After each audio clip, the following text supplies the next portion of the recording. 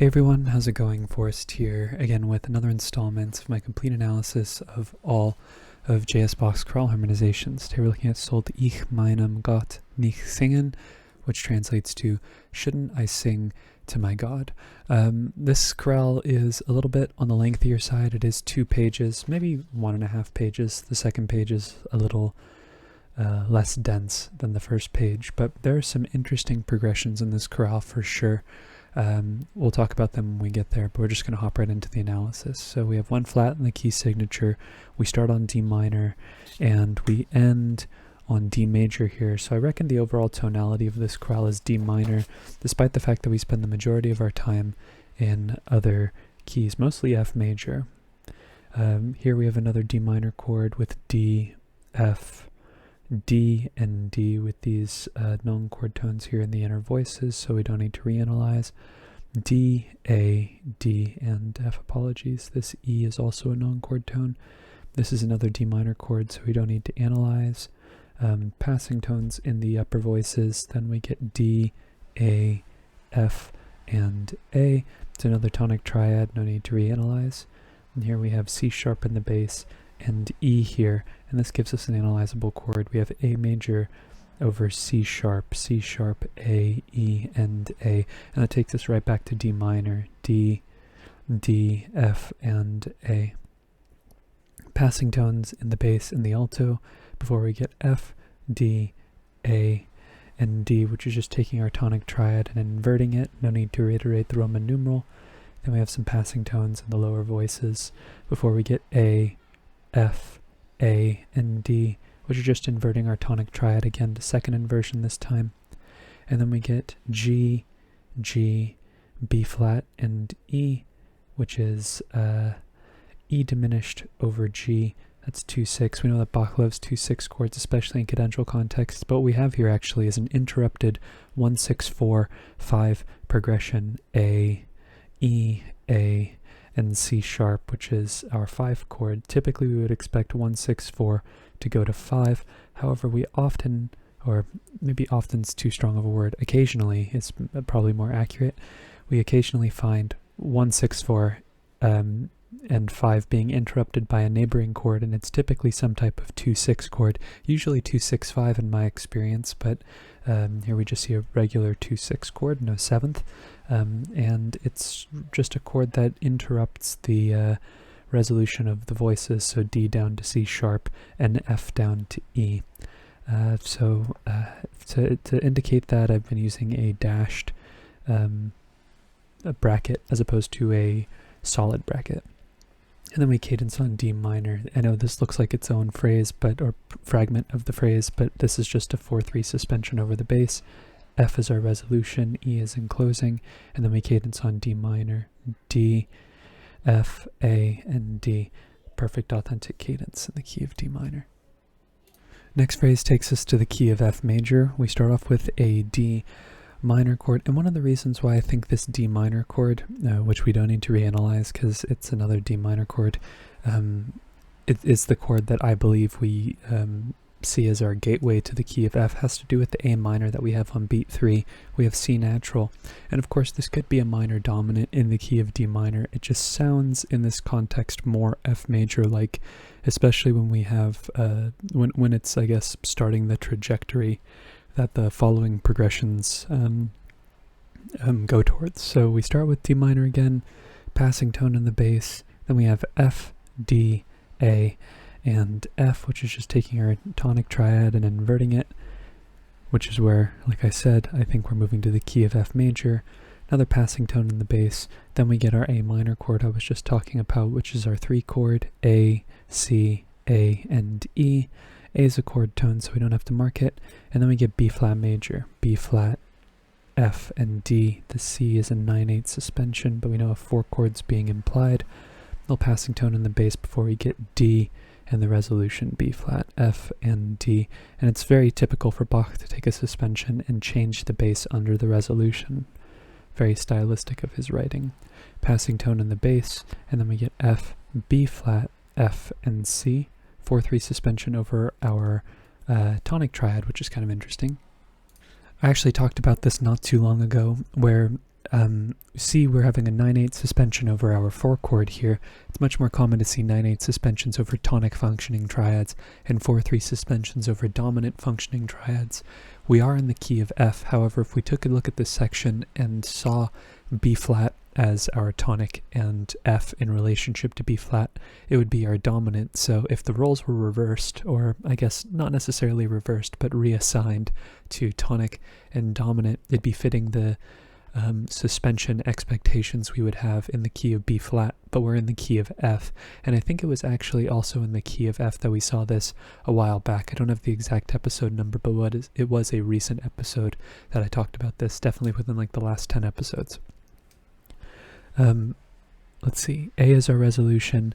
F does basically the same thing that we saw in the previous phrase, or the previous measure rather. We then get B flat, F, and D. That's our 4 chord B flat major. Then we have A as a passing tone, C as a passing tone, F as a passing tone, and C as a passing tone, which is our passing tonic triad in first inversion. And then we get G, D, F, and B flat, which is our 2 chord with a 7th, G minor 7 in root position. G is a chord tone, so we don't have to mark it. We then get C, F, and B flat. F is an accented non-chord tone, kind of like a 4/3 suspension over the bass, but this E right here is actually our 3rd, making this a 5/7 chord, and then we end with an imperfect authentic cadence. F, C, F, and A.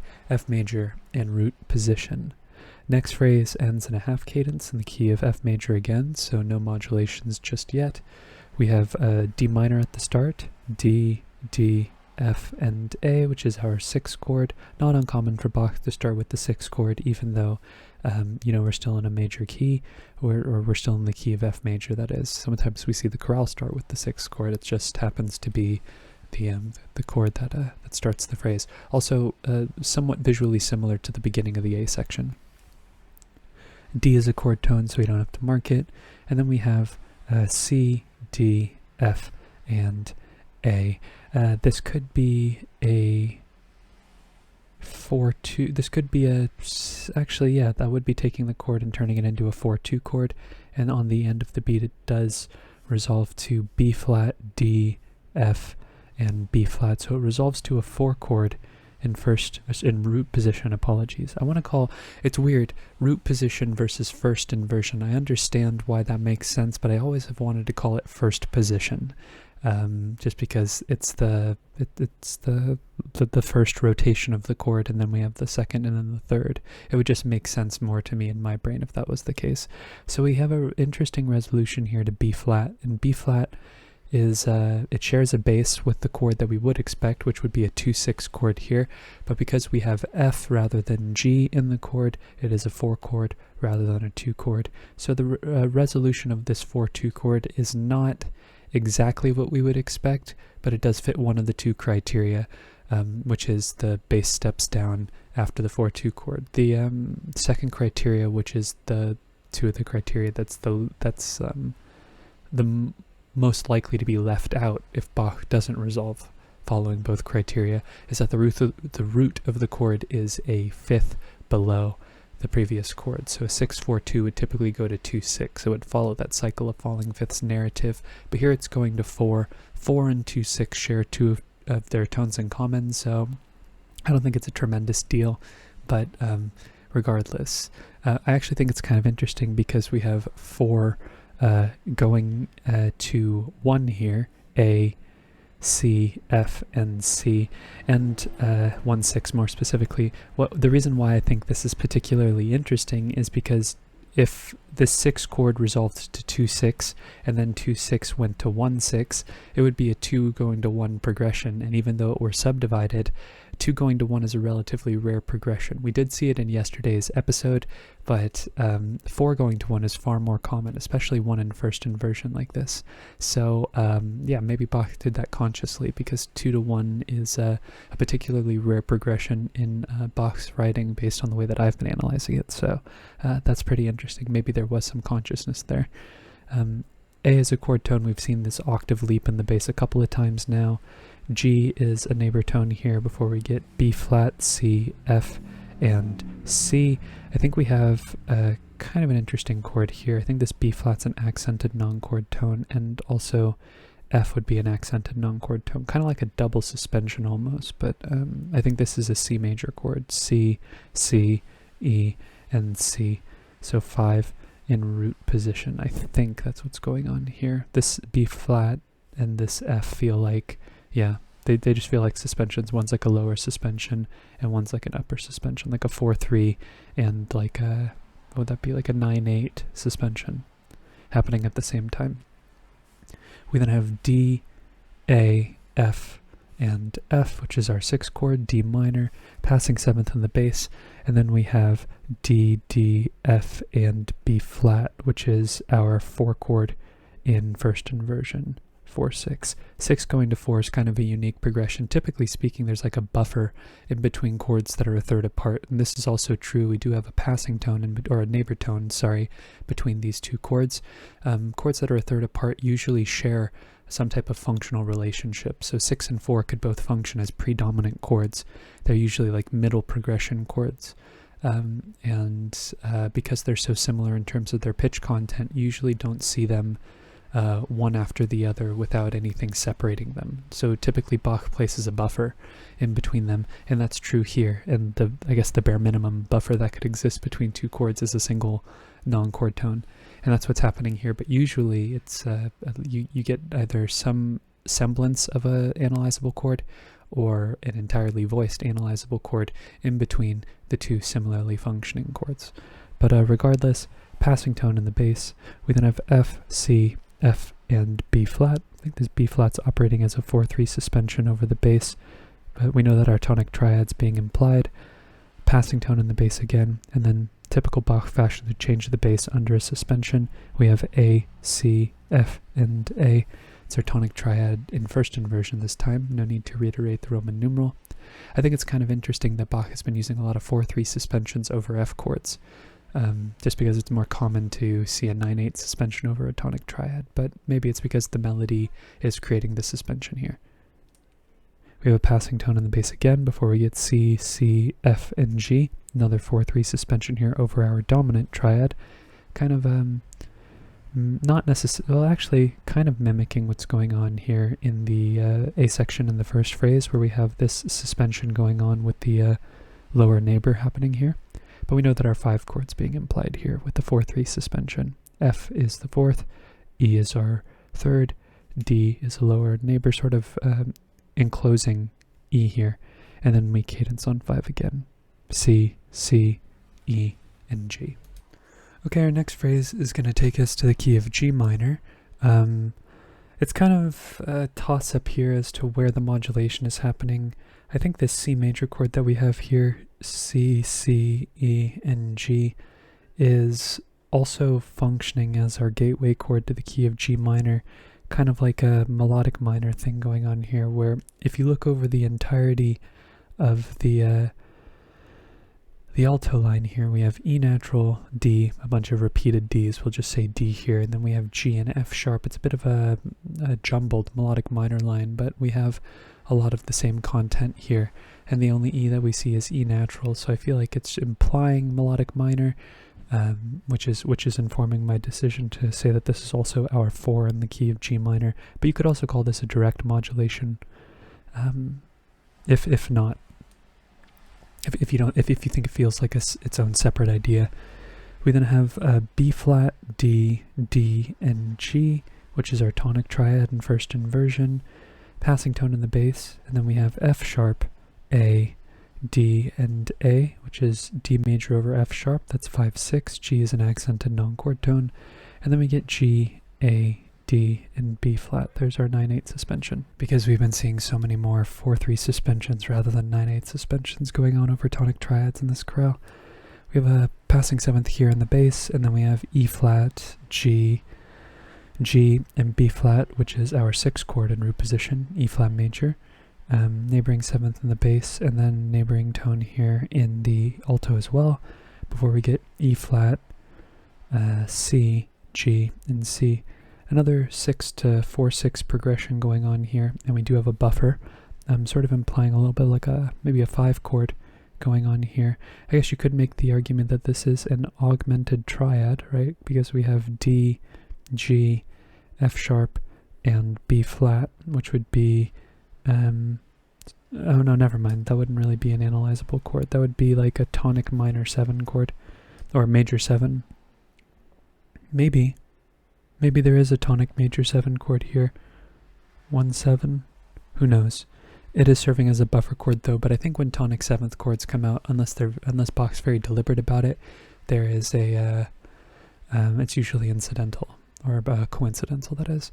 Then we have passing tone in the bass and a passing tone in the tenor as well, before we get C, E flat, G, and B. Another C minor 7 chord, but it's put in root position, or another C minor chord, but it has the 7th and it's put in root position. B flat's a chord tone, D is a neighbor tone. We have C, E flat, G, and A, which is A minor 7 flat 5 over C. It's 2-6-5. We know that Bach loves 2-6-5 chords, especially in cadential contexts, and again, Bach is creating a buffer in between these two similarly functioning chords. 6, 4, and 2 could all really function as predominant chords because they all share 2 tones with the previous chord. However, B flat, D, G, and D does spell 1-6 G minor over B flat, so there is a buffer in between the 2 chords, and that is analyzable, so sorry for missing that. C is also a chord tone, so we don't have to mark it.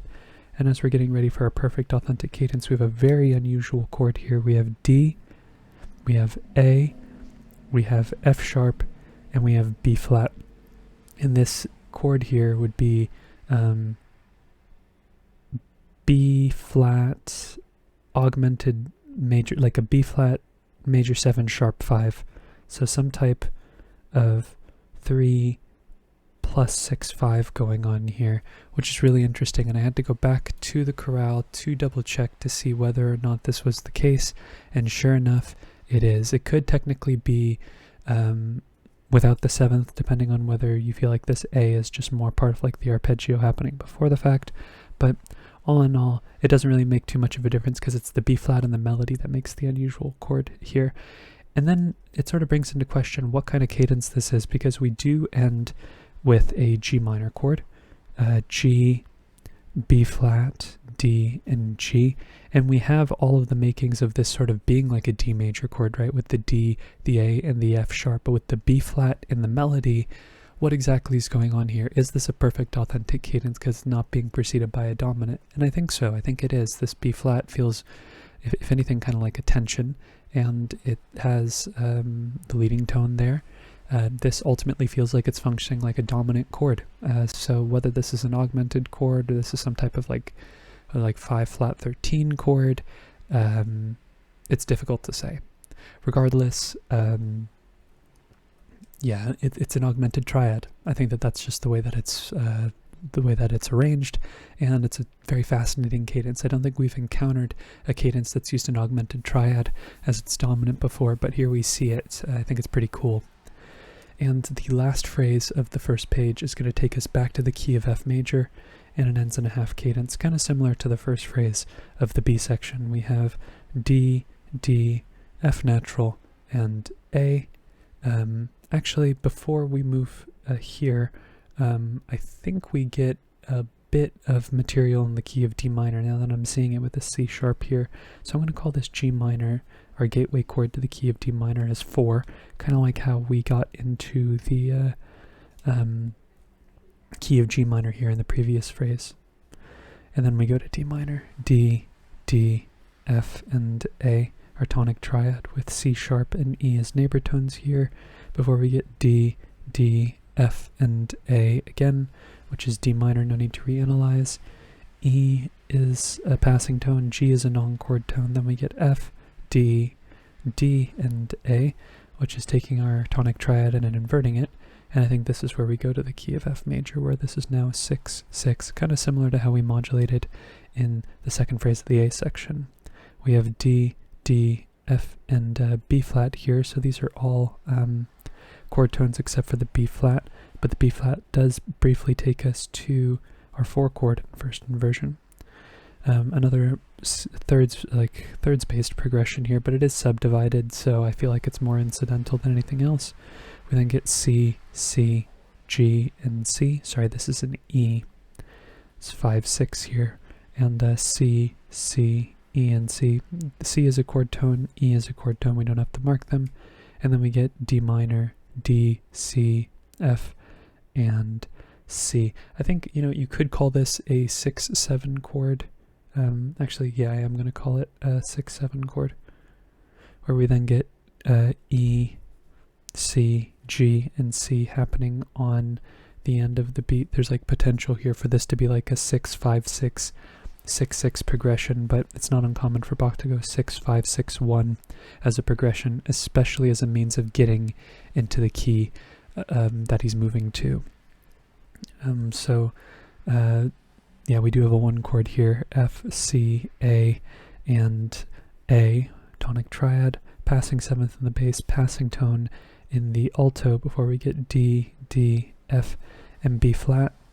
That is a 4-6 chord, B flat major over D, passing tone in the bass, F, C, F, and A, tonic triad in root position, passing tone in the bass again, A, C, F, and A. First inversion tonic triad, that time no need to reiterate the Roman numeral, another passing tone in the bass, and here we get another one of these 4-3 suspension half cadences, C, C, E, and G, this F being the 4-3 suspension over the bass. Let's move on to the next page. Thank you so much for watching the video, I really appreciate it. It's kind of crazy how we're closing in on episode 400, isn't it? 2 episodes from now we'll be on episode 400, and I was thinking about putting together a live stream for it, but I think I'm going to save the live stream for the last episode, where I'm going to analyze a couple of chorales with you all on video live. Yeah, I'm looking forward to that. If you're a frequenter of the channel, let me know if that's something you would enjoy. But yes, we're moving on to the next page. I think we're staying in the key of F major for this one. We have an imperfect authentic cadence here at the end of this phrase. We start the chorale with another F major chord, A, C, F, and F. And I am going to reiterate F major here.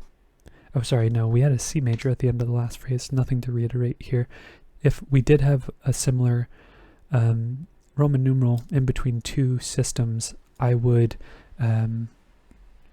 reiterate it regardless, even though, say for example, we have like this D minor chord going on here for several beats. I don't reiterate the Roman numeral until I see changes. So, yes. Tonic triad here, neighbor tone in the bass, A, C, C, and F, no need to reanalyze. Passing tone in the bass, passing tone, delayed passing tone in the tenor here before we get F, A, C, and F, which is just taking our tonic triad and putting it in root position.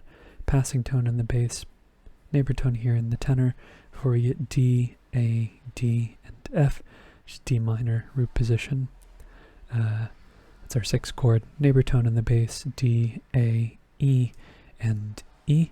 I think we have an accented non-chord tone here, and this is A minor over C, 6 going to 3. And something I didn't touch on earlier, even though we saw a 6-3 progression here in the key of F major, is the fact that this is what I've been calling transitive harmony. This also should be 3-6. Transitive harmony, which is the idea that the chord is going against the grain of the cycle of falling fifths, which is typically when chords are a fifth apart, the way it goes. We would expect 3 to go to 6, not vice versa. However, with Bach's writing, and I can only really comment on Bach's writing because that's the music that I've been looking at so much in depth recently, is the fact that the chords that are a fifth apart typically go down rather than up, but we do see our fair share of chords that go down a fifth or up a fifth as well. It just is demonstrative of the fact that the same voice leading can go both ways, right? So if A can take you to B, and there's one road from A to B, B can also take you back to A via that same road. And typically 3 will turn into a turnaround, usually back to 4, which will then turn into a more normative or expected chord progression. Regardless, that's the 3rd of our chord. We have B flat, A, D, and F. Sure enough, this is a 4 chord with the 7th passing tone in the bass, which actually is a chord tone. It's our passing 7th.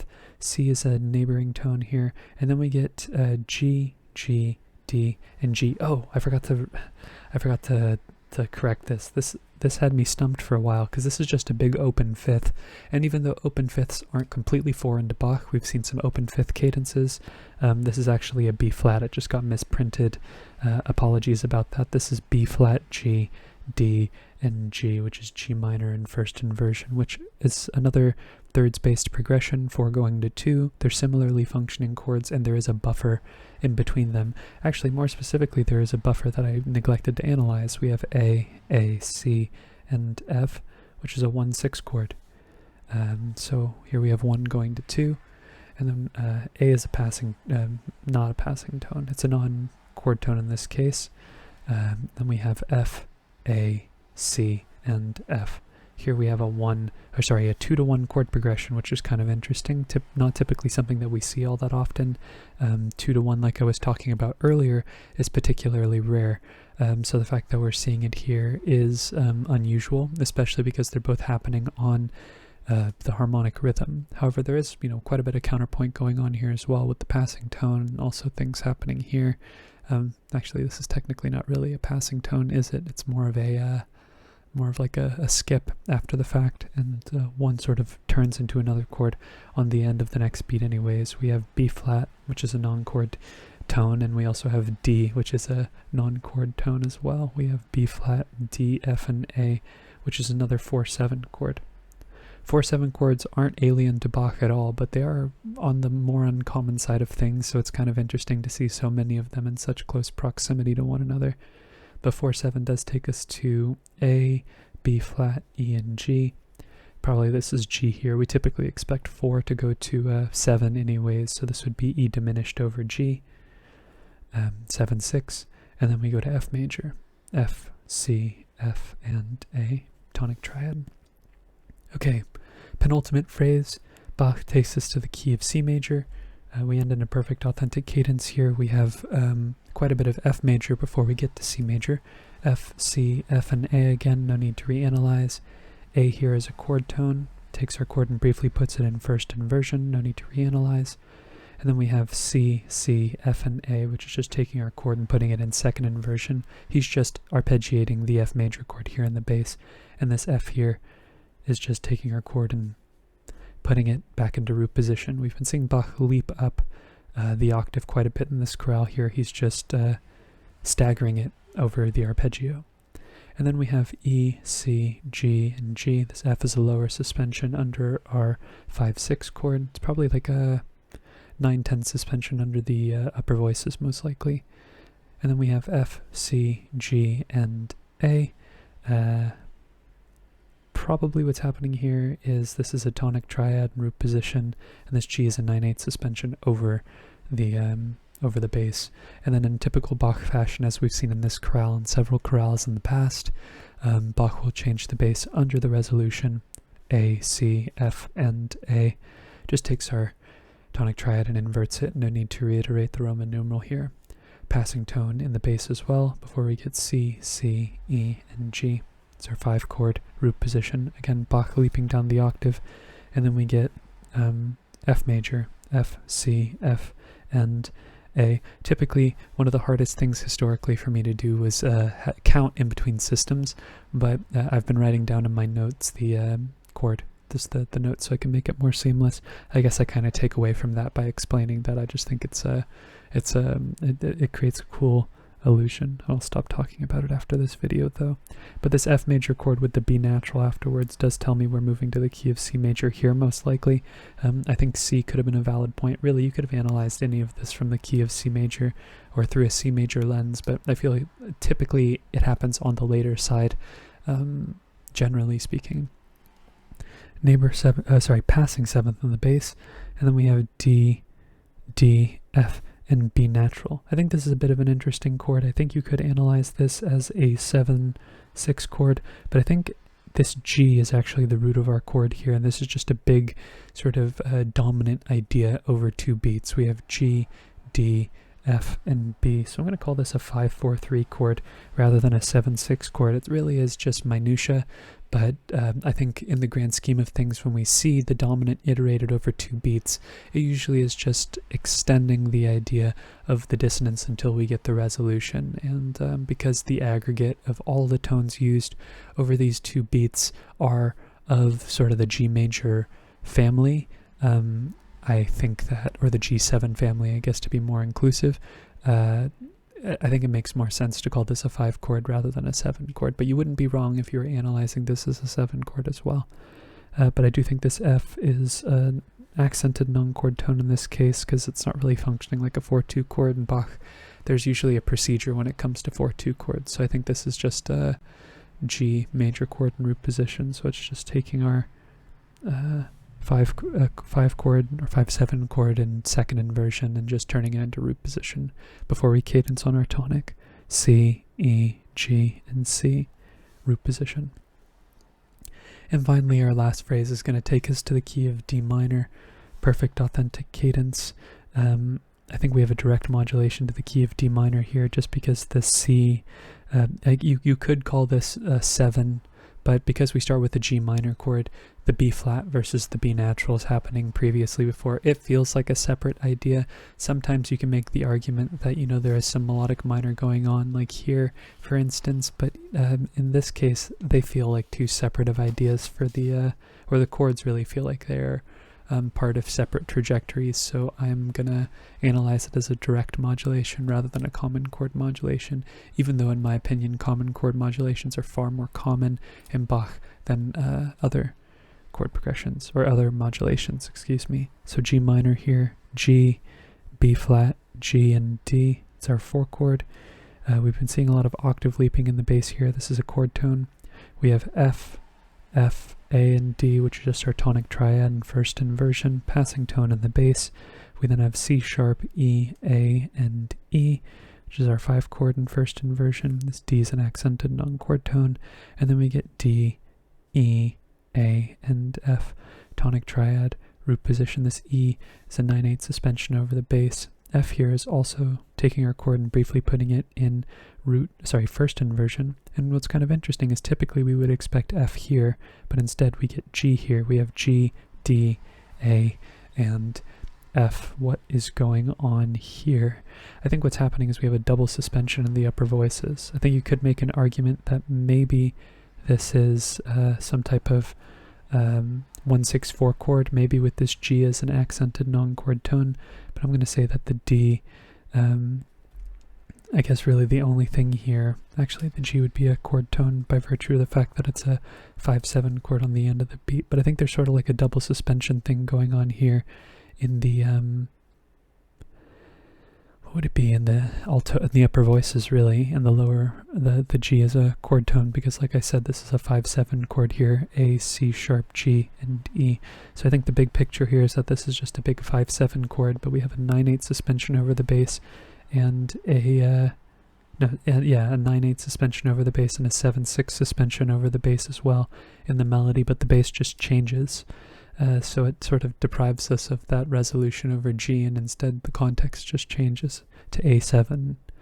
And then on the next beat we get B flat, D, F, and D, which is our 6 chord, B flat major, passing 7th in the bass, passing tone in the tenor as well. Another tonic passing 7 chord here.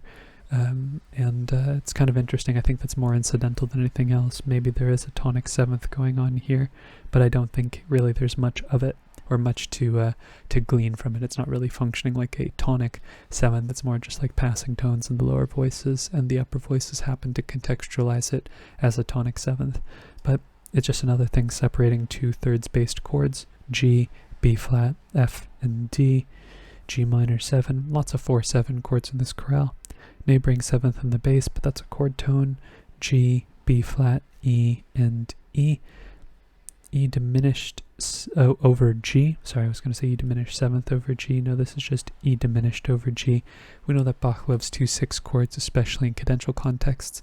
We've seen this 6 4/2 progression in this chorale in the past, but lots of thirds-based progressions in this chorale, and we've seen some type of buffer in between all of them. We haven't seen a single situation where the chords that are a third apart don't have some type of non-chord tones happening in between them, or some type of chord happening in between, or some type of tone separating the two similarly functioning chords.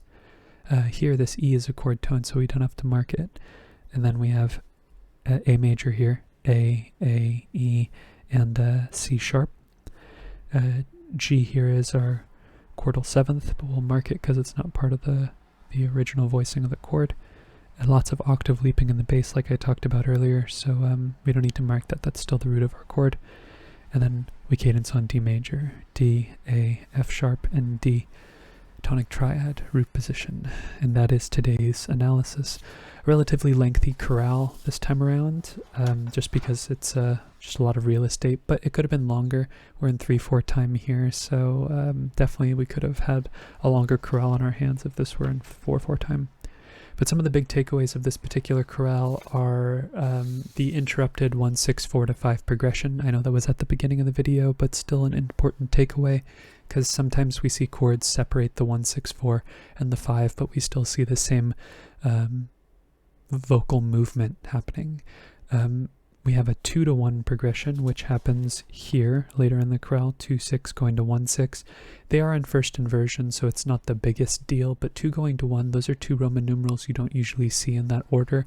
It's kind of coincidental that we've seen 2 consecutive chorales with that in mind, so it's kind of interesting. And the augmented triad, which happens here. Definitely a bit of a head scratcher in terms of what Bach was thinking about in this particular chord, but seeing the augmented 3 used as, in my opinion, a dominant functioning chord is really fascinating. So cool stuff. But I think those are really the big takeaways. Everything else is fairly standard. Some of the suspensions were roll flipped, like we see a lot of 4/3 suspensions over tonic triads in this particular chorale, but really not the end of the world. It's just we see them with some frequency. It's just more common to see 9/8 suspensions over tonic triads, but that's just another little observation. Sorry, I'm tongue-tied today. Lots on my mind after this chorale. But I'm going to cap the video off on those thoughts. If you're interested in following me along on the journey to analyze all of Bach's chorale harmonizations, feel free to subscribe to the channel. You can hit the notification icon and like the video if you enjoyed the content as well. Thank you so much for watching the video and supporting the channel by doing so. I look forward to tomorrow's analysis, and I hope you take care.